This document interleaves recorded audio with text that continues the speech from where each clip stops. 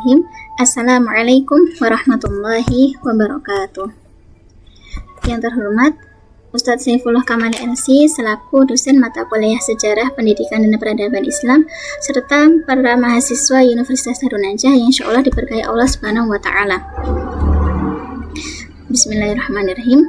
Pada kesempatan kali ini, perkenalkan kami Nada Naimah Mufidah akan mempresentasikan tugas UTS untuk mata kuliah SPPI ini dengan tema kondisi masyarakat Quraisy sebelum kedatangan Islam. Tema ini ialah salah satu dari 3 tema yang berjudul Masyarakat Quraisy dan Pendidikan Sebelum Datangnya Islam. Langsung saja, pembahasan yang pertama yaitu mengenai kondisi masyarakat Quraisy sebelum Islam yang dikenal sebagai zaman jahiliyah. Zaman jahiliyah adalah periode pra-Islam di Jazirah Arab yang menampilkan kondisi sosial, ekonomi, budaya yang kontras dengan Islam. Suku Quraisy di Makkah yang disebut Ummul Qura atau pusat perkampungan merupakan suku paling dominan dan strategis saat itu. Kemudian, pembahasan umumnya secara sosial, masyarakatnya keras, didominasi oleh fanatisme kesukuan atau yang dikenal dengan asbiyah dan loyalitas kabilah, yang karena hal ini sering memicu konflik atau persaingan antar suku. Kemudian, praktik kezaliman seperti penguburan anak perempuan dan penganiayaan terhadap wanita atau budak menjadi ciri khas. Kemudian, secara ekonomi, Quraisy itu adalah kabilah yang maju karena wilayahnya Makkah adalah pusat perdagangan penting, jalur Yaman dan Syam, menunjukkan dinamika dan strata sosial yang kompleks. Karena kemahiran mereka dalam berdagang, maka mereka menciptakan kelas-kelas sosial itu berdasarkan kekayaan. Seperti itu. Kemudian, secara budaya dan keagamaan, mereka menganut kepercayaan pagan atau menyembah berhala. Tetapi mereka di sisi lain, mereka juga memiliki kelebihan seperti kemahiran mereka dalam bidang sastra, yaitu syair yang kuat. Kemudian, mengapa hal ini perlu dibahas? Salah satu tujuan dari pembahasan ini adalah untuk mengetahui bagaimana Islam diterima dan ditolak oleh masyarakat Quraisy, dan bagaimana perubahan signifikan, perubahan sosial, budaya, ekonomi masyarakat Quraisy setelah datangnya Islam.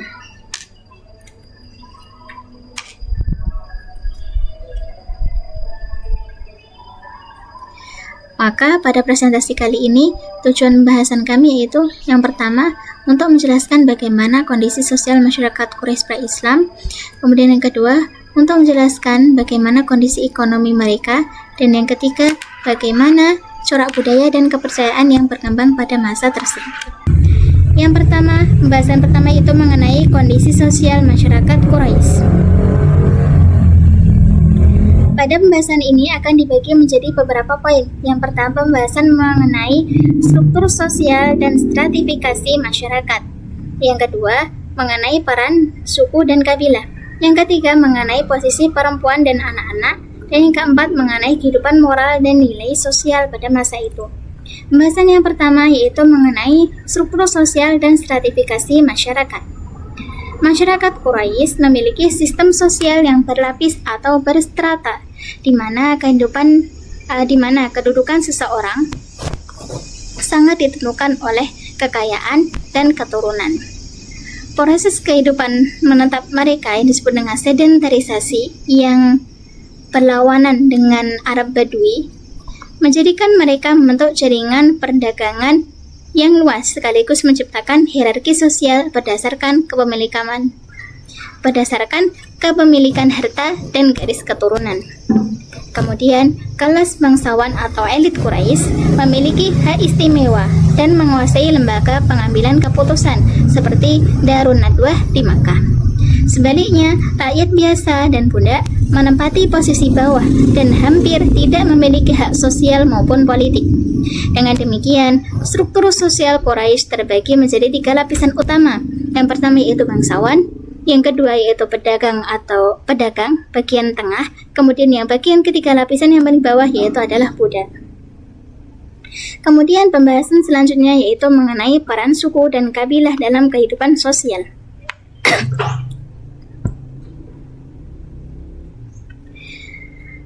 Dalam masyarakat Quraisy, suku atau kabilah memegang peranan yang sangat penting. Ikatan kabilah yang disebut dengan asbiyah menjadi sumber utama solidaritas sosial sekaligus pemicu antar kelompok atau antar kabilah.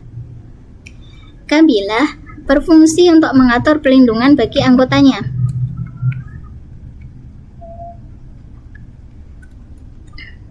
Dalam masyarakat Quraisy, suku atau kabilah memegang peranan yang sangat penting.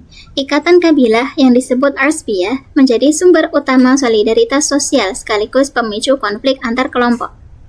Kabilah berfungsi untuk mengatur pelindungan bagi anggotanya serta membentuk sistem persekutuan atau yang disebut dengan ahlaf, seperti yang terlihat dalam kesepakatan Hilful Futul. Kemudian, maka secara umum, peran kabilah itu mencakup 3 hal pokok. Yang pertama sebagai identitas sosial dan politik. Kemudian, yang kedua sebagai jaringan ekonomi antar suku. Dan yang ketiga sebagai pengatur norma sosial internal maupun hubungan eksternal antar klan. Pembahasan selanjutnya yaitu mengenai posisi perempuan dan anak-anak dalam masyarakat pra-Islam. Kedudukan perempuan pada masa pra-Islam, termasuk di kalangan Quraisy, umumnya memiliki posisi yang rendah.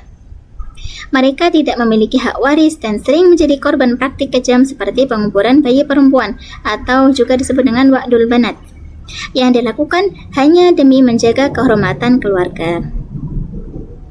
Namun, di kalangan elit terdapat pengecualian seperti Khadijah bintu Khuwailid, seorang perempuan Quraisy yang sukses dalam perdagangan sebelum masa kenabian. Kondisi masyarakat yang patriarkal juga berpengaruh pada anak-anak. Anak laki-laki lebih dihargai karena dianggap penerus kehormatan kabilah. Sedangkan anak perempuan sering dianggap beban dan sumber aib dalam konflik antar suku. Kemudian, mengenai kehidupan moral dan nilai-nilai sosial, nilai sosial masyarakat Quraisy sangat dipengaruhi oleh budaya kabilah. Konsep kehormatan atau muru'ah, pembalasan dendam atau kisos, dan fanatisme suku atau asbiyah menjadi prinsip utama dalam kehidupan sosial. Persaingan antar klan seringkali terjadi, sehingga ketika masa kenabian, ketika Nabi Muhammad menyeru pada ajaran persaudaraan, ajaran itu mendapat perlawanan karena bertentangan dengan sistem sosial yang ada. Selain itu, kehidupan sosial mereka juga diwarnai oleh kebiasaan buruk seperti berjudi, minum minuman keras, dan pesta yang berlebihan. Golongan elit Quraisy dikenal hidup mewah dan hedonis tanpa pedoman moral yang kokoh. Pembahasan selanjutnya yaitu mengenai kondisi ekonomi masyarakat Quraisy. Pembahasan ini akan dibagi menjadi 4 poin. Yang pertama mengenai Mekah sebagai pusat perdagangan. Kemudian yang kedua, aktivitas ekonomi utama masyarakat Quraisy. Kemudian yang ketiga mengenai pasar-pasar penting di Makkah. Dan yang keempat, ketimpangan ekonomi yang terjadi pada masa itu. Pembahasan yang pertama yaitu mengenai pusat perdagangan. Mengapa Makkah disebut sebagai pusat perdagangan pada masa itu? Karena Makkah memiliki posisi strategis di jalur perdagangan. Makkah berada di antara Yaman dan Syam. Yaman di bagian selatannya dan Syam di bagian utaranya. Letak ini menjadikan Quraisy sebagai pengendali penting dalam perdagangan internasional. Mereka menjaga keamanan jalur niaga melalui berbagai perjanjian dan dengan suku-suku sekitar. Keberhasilan Quraisy dalam perdagangan bahkan disebut dalam surah Quraisy ayat 1-4. Ayat ini juga mengingatkan mereka akan nikmat keamanan dan kemudahan dalam 2 perjalanan dagang utama, yaitu perjalanan ke Yaman saat musim dingin dan ke Syam saat musim panas. Kemudian, pembahasan selanjutnya itu mengenai aktivitas ekonomi utama masyarakat Quraisy. Yang pertama yaitu perdagangan karavan. Kegiatan ekonomi Quraisy didominasi oleh perdagangan. Mereka mengelola kafilah dagang besar yang berangkat 2 kali setahun, yaitu ke Syam dan ke Yaman. Kemudian, dalam hal pertanian, masyarakat Quraisy itu terbatas Karena wilayah mereka Makkah adalah lembah tandus dan tidak subur, maka pertanian hanya dilakukan secara kecil-kecilan saja. Oleh sebabnya, selain perdagangan dalam negeri, Quraisy juga menjalin hubungan ekonomi di luar wilayah seperti dengan Bizantium, Persia, Yaman, dan Ethiopia, yang menjadikan Makkah sebagai simbol ekonomi penting di Jazirah Arab. Pembahasan selanjutnya itu mengenai pasar-pasar penting di Makkah. Yang pertama ada Suk Ukas. Pasar Ukas adalah pasar tahunan paling terkenal. Diadakan di antara Nahlah dan Taif. Diadakan setiap bulan Zulqa'dah. Selain tempat berdagang, pasar ini juga sebagai tempat perlombaan syair dan debat antar suku. Kemudian selanjutnya yang kedua ada Suk Majinnah atau pasar Majinnah. Diselenggarakan setelah pasar Ukas, berjarak beberapa mil dari Makkah dan berlangsung pada akhir Zulqa'dah. Kemudian yang ketiga ada Suk Zulmajas atau pasar Zulmajas, terletak di antara Makkah dan Arafah. Ramai dikunjungi pada awal Zulhijjah, terutama pada musim haji. Dan ketiga pasar ini menjadi pusat pertemuan ekonomi, budaya, dan intelektual bangsa Arab. Pembahasan selanjutnya yaitu mengenai ketimpangan ekonomi antara kelompok kaya dan kelompok miskin.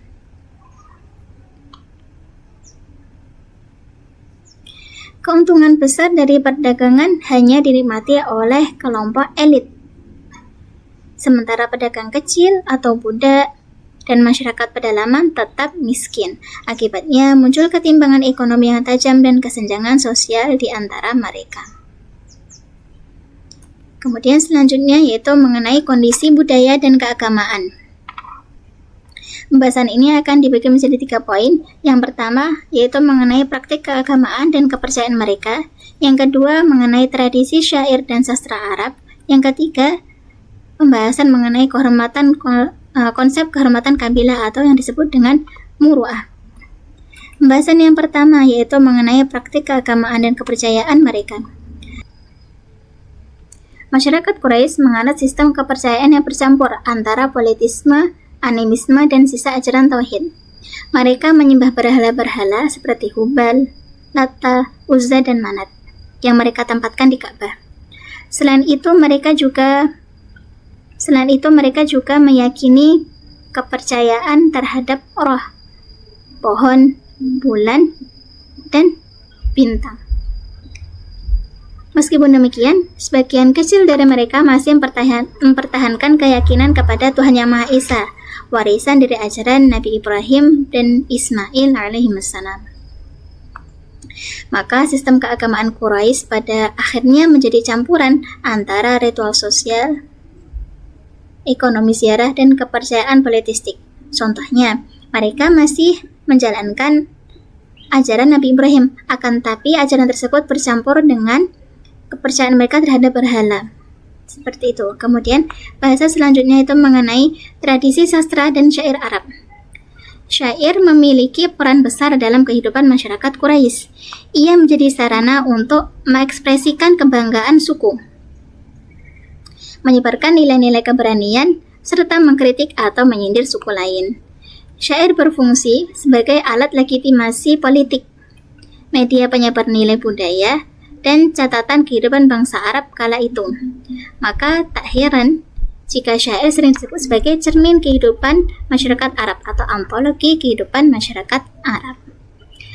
Pembahasan selanjutnya yaitu mengenai nilai-nilai budaya atau konsep kehormatan kabilah disebut dengan muru'ah. Nilai-nilai seperti keberanian, kesetiaan, dan kehormatan kabilah atau muru'ah menjadi landasan moral masyarakat Quraisy. Setiap anggota suku wajib menjaga nama baik dan rela berkorban demi kehormatan kelompoknya. Nilai-nilai ini sering diabadikan dalam syair dan menjadi simbol kebanggaan budaya Arab pra-Islam. Nilai-nilai murah itu mencakup banyak hal, dan beberapa di antaranya yaitu yang pertama adalah keberanian dalam perang dan membela diri, serta kesetiaan buta terhadap kabilah. Kemudian pembahasan selanjutnya yaitu mengenai dampak kondisi tersebut atau yang sudah kami jelaskan tadi terhadap munculnya Islam. Pembahasan yang pertama itu mengenai tantangan dakwah Nabi Muhammad SAW. Ketika Nabi Muhammad mulai berdakwah, beliau menghadapi banyak tantangan besar. Kaum Quraisy menganggap ajaran tauhid sebagai ancaman terhadap kondisi ekonomi dan sistem sosial mereka. Mereka takut kehilangan status sebagai penjaga Ka'bah dan pusat ziarah berhala. Selain itu, budaya asbah yang kuat, sistem sosial yang hierarkis, serta fanatisme suku menjadi penghalang utama penyebaran Islam yang menekankan kesetaraan dan keadilan.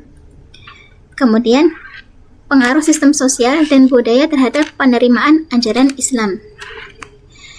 Walaupun sistem sosial Quraisy menjadi penghambat awal dakwah, kondisi tersebut juga menyiapkan lahan subur bagi munculnya perubahan. Mengapa? Karena ketimpangan ekonomi yang terjadi, kekosongan spiritual, dan kerusakan moral yang mereka alami menciptakan kebutuhan akan ajaran baru yang membawa keadilan dan makna hidup. Islam kemudian hadir menjadi solusi, memberi harapan bagi kaum tertindas, budak, dan masyarakat yang ingin mencari kebenaran. Selain itu, posisi Mekah yang strategis juga mempercepat penyebaran Islam ke berbagai wilayah. Dan selanjutnya, Islam datang sebagai reformasi terhadap kondisi sosial, budaya, dan ekonomi pada masyarakat jahiliyah. Dalam reformasi keagamaan, Islam menggantikan sistem politisme, yaitu kepercayaan kepada banyak Tuhan, menggantikan itu dengan tauhid, menghapus penyembahan berhala, dan mengembalikan manusia kepada penyembahan Allah Subhanahu wa Ta'ala. Kemudian dalam reformasi sosial, kemudian dalam reformasi sosial, Islam menegakkan prinsip kesetaraan manusia, menolak fanatisme suku, serta mengangkat martabat perempuan. Kemudian dalam reformasi ekonomi, Islam memperkenalkan zakat dan etika perdagangan, serta menggantikan praktik riba. Melalui perubahan ini, Islam mengubah masyarakat berbasis kabilah menjadi umat yang berlandaskan iman dan takwa. Jadi, tidak semua tradisi masyarakat jahiliyah atau tradisi masyarakat sebelumnya Islam itu, tradisi masyarakat sebelum datangnya Islam itu buruk. Mereka juga memiliki kebiasaan yang baik dan perlu ditingkatkan, seperti kemampuan mereka dalam berdagang dan bersyair. Jadi Islam datang bukan menghapus kebiasaan atau kelebihan mereka tersebut, akan tetapi Islam menyempurnakan dan menuntun mereka untuk menuju peradaban yang lebih maju. Maka kesimpulan dari presentasi ini ialah, sebelum Islam datang, masyarakat Quraisy hidup dalam sistem sosial yang kompleks dan timpang. Struktur sosial mereka hierarkis, didominasi oleh klan elit, sementara perempuan dan budak berada di lapisan bawah. Perekonomian Mekah yang bertumpu pada perdagangan membawa kemakmuran, namun juga menyebabkan ketimpangan. Kemudian, secara budaya, mereka memuja banyak dewa dan menjunjung tinggi nilai kehormatan suku. Di tengah kondisi tersebut, Islam hadir membawa pembaruan besar melalui ajaran tauhid dan persamaan sosial. Islam menggantikan sistem kabilah yang eksklusif menjadi sistem ummah yang bersatu dalam iman dan keadilan. Mungkin sekian dapat kami sampaikan. Wallahu a'lam bishawab. Kurang lebihnya mohon maaf. Wassalamualaikum warahmatullahi wabarakatuh.